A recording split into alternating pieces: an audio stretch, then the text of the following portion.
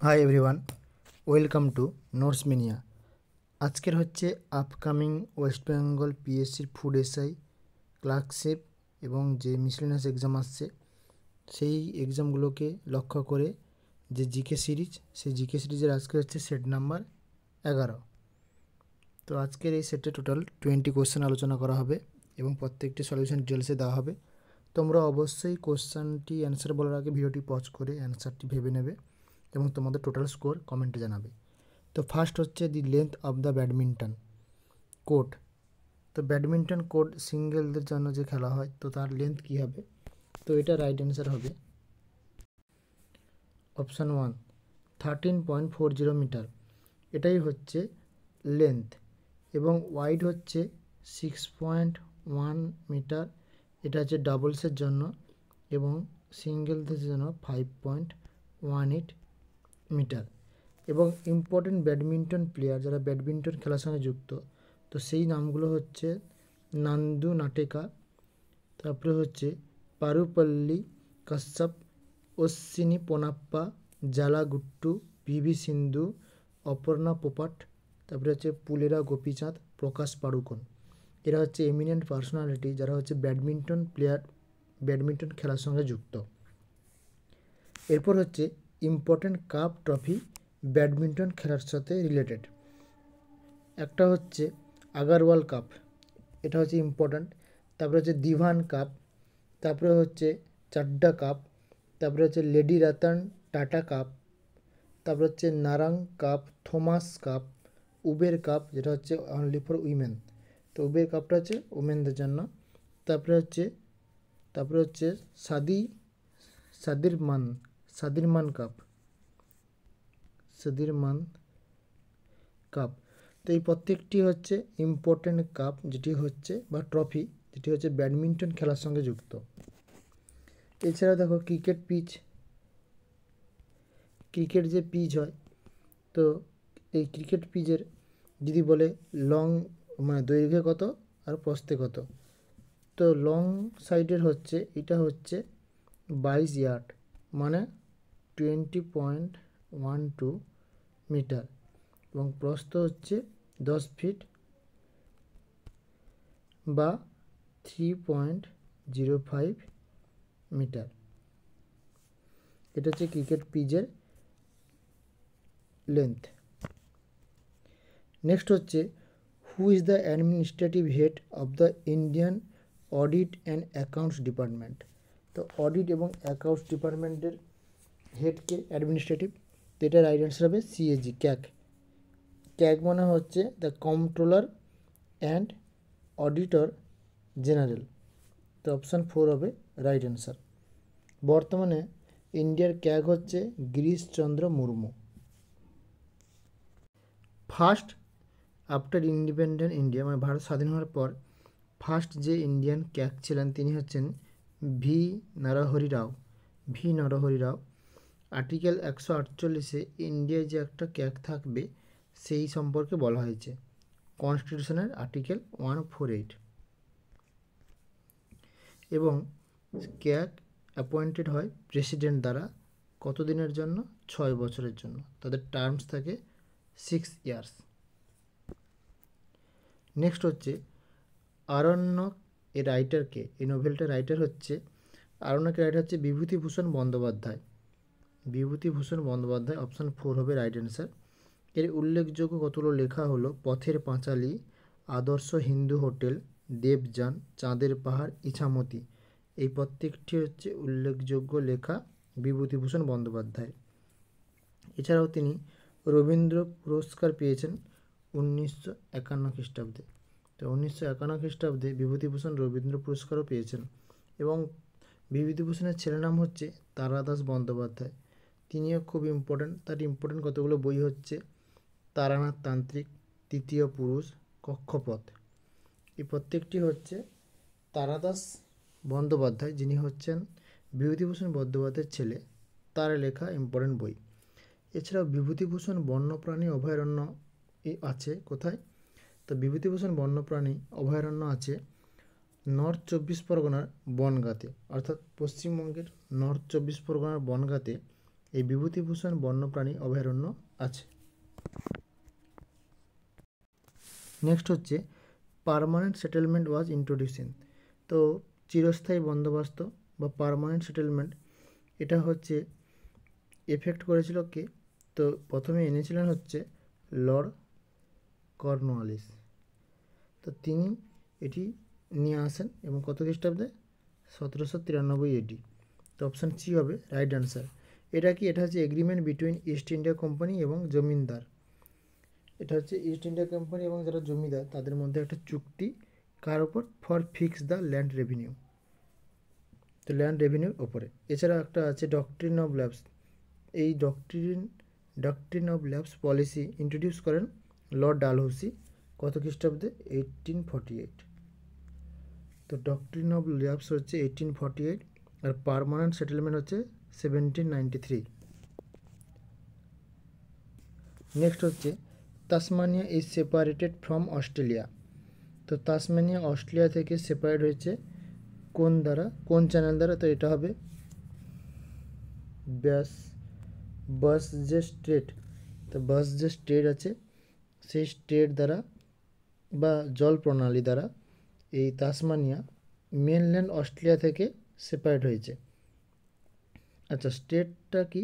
এটা হচ্ছে কানেক্ট করে দুটো জল সন্ধিকে, মানে দুটো জল বড় বড় জলের যে সে দুটো বড় জলের ধারা যে ছোট জলের ধারাতে যুক্ত থাকে তাকে বলা হয় জল প্রণালী। তো কতগুলো ইম্পর্টেন্ট জল প্রণালী হচ্ছে বা স্টেট হচ্ছে পক স্টেট। এটা হচ্ছে ইন্ডিয়া এবং শ্রীলঙ্কা, ইন্ডিয়া তামিলনাড়ু এবং শ্রীলঙ্কার জাফনা ডিস্ট্রিক্টের মধ্যে আছে। তারপর হচ্ছে মালাক্কা স্টেট, এটা হচ্ছে ইন্দোনেশিয়া এবং মালয়েশিয়ার মধ্যে আছে।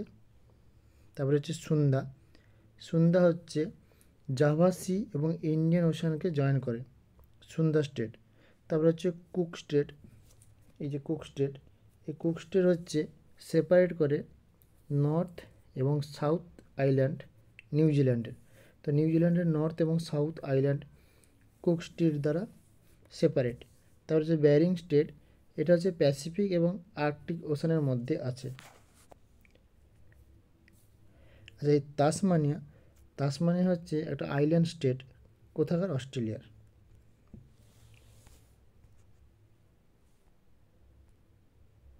নেক্সট হচ্ছে when was Hindu college founded in Kolkata. তো কলকাতায় যে হিন্দু কলেজ আছে বর্তমানে যার নাম হচ্ছে প্রেসিডেন্সি ইউনিভার্সিটি, তো এটি ফাউন্ডেড হয়েছিল 1817 খ্রিস্টাব্দে। কে করেছিলেন? ডেভিড হেয়ার এবং রাজা রামমোহন রায়। তো রাজা রামমোহন রায়ের হেল্পে ডেভিড হেয়ার এই হিন্দু কলেজ কলকাতাতে 1817 খ্রিস্টাব্দে প্রতিষ্ঠা করেন, যার বর্তমান নাম হচ্ছে প্রেসিডেন্সি কলেজ। এছাড়াও তিনি ডেভিড হেয়ার স্কুল প্রতিষ্ঠা করেন কত খ্রিস্টাব্দে? 1818 খ্রিস্টাব্দে হেয়ার স্কুল। আচ্ছা, আর একটা আছে হিন্দু কলেজ বেনারসে, যেটাকে সংস্কৃত কলেজ ইন বেনারসও বলা হয়। তো এইটা কিন্তু এস্টাবলিশড করেছিলেন জনাথন ডানকান কত খ্রিস্টাব্দে? 1791 খ্রিস্টাব্দে। নেক্সট হচ্ছে অয়েল অফ ভিট্রিয়ল কাকে বলা হয়? তো এটা রাইট অ্যান্সার হবে H2SO4 অর্থাৎ সালফিউরিক অ্যাসিড। তো সালফিউরিক অ্যাসিড হচ্ছে H2SO4। এছাড়াও দেখো মিউরিয়েটিক অ্যাসিড কি? HCl-কে বলা হয় মিউরিয়েটিক অ্যাসিড। এবং অ্যাকোয়া ফর্টিস হচ্ছে HNO3 হচ্ছে অ্যাকোয়া ফর্টিস। এছাড়া এখানে আছে দেখো অ্যাকোয়ারিজিয়া হচ্ছে HNO3 এবং HCl-এর 1:3 অনুপাতে মিক্সচার। HNO3 এবং HCl-এর 1:3 অনুপাতে মিক্সচার হচ্ছে aqua regia. Next, the dance drama Chitrangada was composed by. তো চিত্রাঙ্গদা কম্পোজ করেছেন রবীন্দ্রনাথ টেগর। এছাড়াও তিনি যতগুলো ড্রামা কম্পোজ করেছেন তাদের মধ্যে ইম্পর্টেন্ট হলো প্রকৃতির প্রতিশোধ। এই প্রত্যেকটি কিন্তু ড্রামা যতগুলো বলছি, প্রকৃতির প্রতিশোধ, নলিনী, রাজা ও রানী, গোড়ায় গলদ, বিদায় অভিশাপ, মালিনী, কাহিনী, মুকুট, ডাকঘর, এই প্রত্যেকটি হচ্ছে ড্রামা যেটা হচ্ছে রবীন্দ্রনাথ ঠাকুরের। নেক্সট হচ্ছে Chinki Yadav. Related to which sports? তো চিঙ্কি যাদব হচ্ছে শ্যুটিংয়ের সাথে যুক্ত। তো কতগুলো শ্যুটার্স ইন্ডিয়ার ফেমাস হচ্ছে অভিনব বিন্দ্রা, গগন নারাং, মানু ভাকর, অঞ্জলি ভগবত, জিতু রায়, বিজয় কুমার। এই প্রত্যেকজন হচ্ছে ইম্পর্টেন্ট শ্যুটার্স অফ ইন্ডিয়া। নেক্সট হচ্ছে Farakka barrage has been constructed on the river of. তো ফারাক্কা যে ড্যাম বা ব্যারেজ কোন নদীর ওপর অবস্থিত? তো এটা হবে হুগলি। মেনলি গঙ্গা নদীও থাকে, কিন্তু এখানে অপশান আছে দেখো হুগলি, তো রাইট অ্যান্সার হবে হুগলি। এটি মালদা ও মুর্শিদাবাদ জেলায় অবস্থিত এই ফারাক্কা ব্যারেজটি। এছাড়া কতগুলো ইম্পর্টেন্ট ড্যাম হচ্ছে মুকুটমণিপুর ড্যাম, যেটা হচ্ছে বাঁকুড়া জেলায় অবস্থিত কংসাবতী নদীর ওপরে। তাছাড়া হচ্ছে বিন্দু ড্যাম, এটা হচ্ছে দার্জিলিংয়ে অবস্থিত জলঢাকা নদীর ওপরে। এবং আছে ফুটিয়ারি একটা ড্যাম আছে, যেটা হচ্ছে পুরুলিয়ায় অবস্থিত। এবার দুর্গাপুর ব্যারেজ, এটা হচ্ছে দুর্গাপুরে দামোদর নদীর ওপর অবস্থিত। তো প্রত্যেকটি ব্যারেজ বা ড্যাম কোন নদীর ওপর অবস্থিত, কোথায় অবস্থিত, ইম্পর্ট্যান্ট। নেক্সট হচ্ছে Lakshadweep comes under which high court jurisdiction? তো এটা রাইট অ্যান্সার হবে কেরালা। কেরালা হাইকোর্টের আন্ডারে আসে লাক্ষাদ্বীপ। লাক্ষাদ্বীপের ক্যাপিটাল হচ্ছে কাভারাতি, লার্জেস্ট সিটি হচ্ছে অ্যান্ড্রট আইল্যান্ড হচ্ছে এটা লার্জেস্ট সিটি, এবং এটা একটি ইউনিয়ন টেরিটরি ইন্ডিয়ার। বর্তমানে টোটাল 8টি ইউনিয়ন টেরিটরি আছে ইন্ডিয়াতে। নেক্সট হচ্ছে India is not a member of which of the following international organisation? তো এখানে রাইট অ্যান্সার হবে এশিয়ান।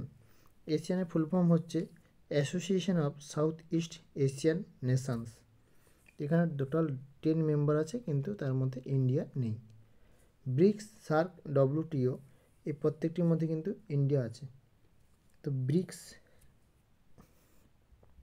ব্রিক্সে দেখো ব্রাজিল, রাশিয়া, ইন্ডিয়া, চায়না এবং সাউথ আফ্রিকা, এটা হচ্ছে ব্রিক্স। সার্ক হচ্ছে এর হেডকোয়ার্টার হচ্ছে কাঠমান্ডু, নেপালে অবস্থিত, এবং এর টোটাল 8 মেম্বার আছে। ডব্লিউটিও হচ্ছে ওয়ার্ল্ড ট্রেড অর্গানাইজেশন, যেটার হেডকোয়ার্টার হচ্ছে জেনেভা, সুইজারল্যান্ডে, এবং টোটাল 164 মেম্বার আছে।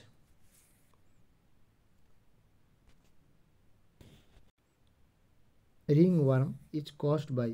তো রিং ওয়ার্ম হচ্ছে ফাঙ্গাসের জন্য হয়ে থাকে। তো এই যে ফাঙ্গাসগুলো যেগুলো রিং ওয়ার্মের জন্য দেয়, সেগুলো হচ্ছে ট্রাইকোফাইটন, মাইক্রোস্পোরাম, এপিডার্মোফাইটন। এইগুলো হচ্ছে এই টাইপের ফাঙ্গাসগুলোর জন্য রিং ওয়ার্ম হয়ে থাকে। নেক্সট হচ্ছে which of the following is not a good source of vitamin C? তো ভিটামিন সির গুড সোর্স কিন্তু নয় হচ্ছে মিল্ক, কারণ সুইট পটাটো, লেমন, পাইনঅ্যাপেল এই প্রত্যেকটিতে ভিটামিন সি পাওয়া যায়।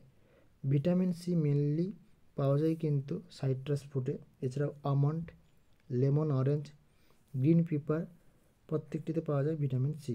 ভিটামিন সিকে কিন্তু হিট দিলে ওটা ডিস্ট্রয় হয়ে যায়, এবং এর হচ্ছে সায়েন্টিফিক নেম হচ্ছে অ্যাসকর্বিক অ্যাসিড। এবং এর ডেফিসিয়েন্সিতে স্কারভি রোগ হয়ে থাকে দাঁতে। তো ভিটামিন সির অভাবে স্কারভি রোগ হয়। নেক্সট হচ্ছে which of the following is a non metal that remains liquid at room temperature?